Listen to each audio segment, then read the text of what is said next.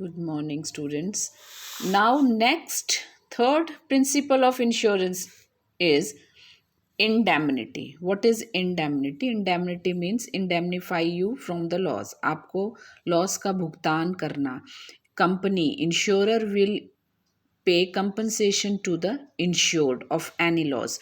Now we consider all these points while making the note of indemnity. हम indemnity के जब notes बनाएंगे तो हमने ये सारे points consider करने हैं.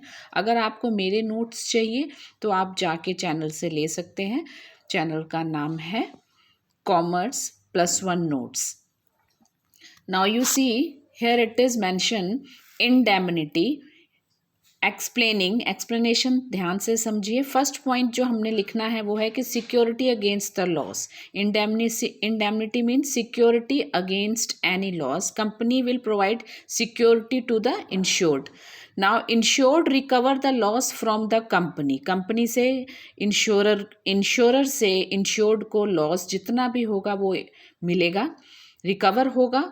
Company only pay actual loss. Suppose my policy is of 10,000 and loss is 8,000.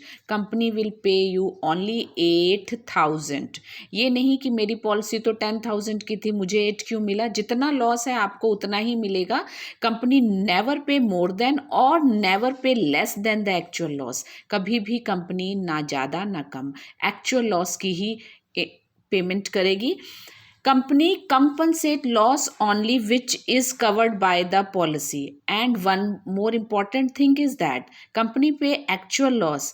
पर अगर कभी आपका एक्चुअल लॉस आपकी इंश्योरेंस पॉलिसी से ज़्यादा हो रहा है तो कंपनी केवल इंश्योरेंस पॉलिसी का ही अमाउंट पे करेगी. Like here it is example is given 10,000 का आपकी पॉलिसी है, लॉस आपका 15,000 का हो गया. कंपनी आपको 15,000 नहीं दे सकती. कंपनी पॉलिसी का अमाउंट था 10,000, कंपनी 10,000 ही देगी. इस पॉइंट में आप एक्चुअल लॉस नहीं कंसीडर कर सकते. इस पॉइंट में आप पॉलिसी का अमाउंट कंसीडर करेंगे. Again I am explaining, company will pay the actual loss, but if actual loss is more than the policy amount, company will not pay that. Company will pay only policy amount और actual loss if it is less than the policy amount. जैसे कि इस example में बताया, company only pay actual loss, company not pay less than और more than actual loss, company pay only loss only which is covered by the policy.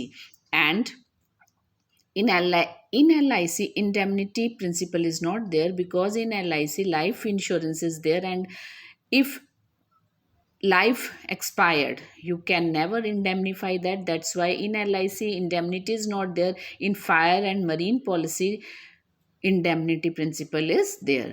So these are the points which you consider while making the notes.